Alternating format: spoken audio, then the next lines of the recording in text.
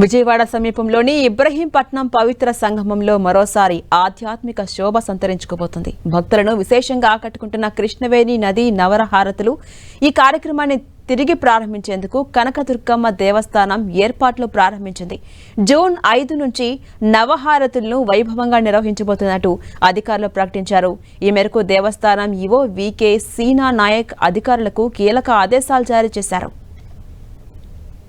ఇక మరిన్ని డీటెయిల్స్ మా ప్రతినిధి జయరాజ్ అందిస్తారు. టెంపుల్ టూరిజాన్ని అభివృద్ధి చేయాలనేది రాష్ట్ర ప్రభుత్వ సంకల్పం. మరొక వైపు సనాతన హిందూ ధర్మాన్ని కూడా పరిరక్షించాలి, ప్రచారం చేయాలనేది మరొక సంకల్పం.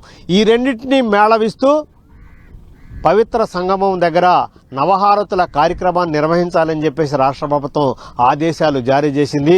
దీనికి అనుగుణంగా దుర్గా మల్లేశ్వర దేవస్థానం దీనికి ఏర్పాట్లన్నీ కూడా చేయటానికి, నవహారతుల కార్యక్రమాన్ని నిర్వహించడానికి కావాల్సిన ఏర్పాట్లు చేయటానికి ముందుకొచ్చింది.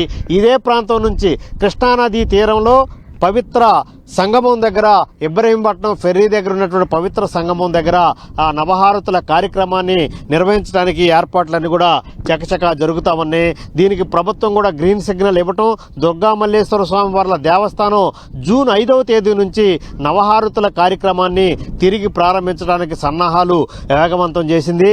కృష్ణానదీ తీరంలో జరిగేటటువంటి ఈ నవహారతుల కార్యక్రమం నిర్వహించినప్పుడు గతంలో వేలాది మంది భక్తులు, పర్యాటకులు చాలా పెద్ద ఎత్తున వచ్చారు. వారు ఎంతో ఆధ్యాత్మికతను పొందారు. మరొక ఆనందాన్ని, ఆహ్లాదాన్ని కూడా సవి చూసినటువంటి నేపథ్యంలో ఆ అనుభవాల్ని గుర్తు చేస్తూ, గతంలో ఉన్నటువంటి ఏర్పాట్లన్నీ కూడా గుర్తు చేసుకుంటూ మరొకసారి నవహారతుల కార్యక్రమాన్ని పవిత్ర సంగమం దగ్గర నిర్వహించడానికి రాష్ట్ర ప్రభుత్వం గ్రీన్ సిగ్నల్ ఇవ్వటం, దుర్గా మల్లేశ్వర దేవస్థానం దీనికి సంబంధించిన ఏర్పాట్లు చేస్తోంది. ఇప్పుడు మరింతగా వైభవంగా, శాస్త్రోక్తంగా నిర్వహించడానికి కావాల్సినటువంటి ఏర్పాట్లన్నీ కూడా దేవస్థానం చేపట్టింది. ఈ కార్యక్రమాన్ని నిర్వహించడానికి తగిన సూచనలు, సలహాలు, దీనికి సంబంధించిన కార్యాచరణ రూపొందించాలని చెప్పేసి ఆలయ స్థానాచార్యులు, వైదిక కమిటీని కూడా దేవస్థానం ఈవో ఆదేశించారు.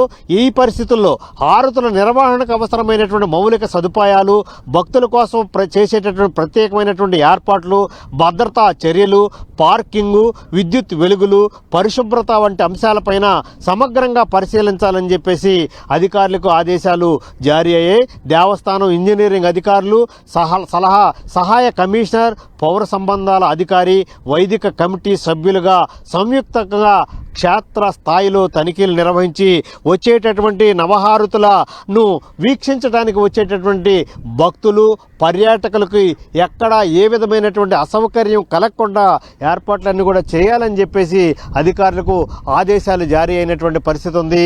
అత్యంత పవిత్రంగా, అత్యంత ఆహ్లాదకరంగా, అత్యంత వైభవంగా ఈ నవహారతుల కార్యక్రమాన్ని నిర్వహించడానికి కావాల్సినటువంటి ఏర్పాట్లన్నీ కూడా చురుగ్గా జరుగుతూ ఉన్నాయి.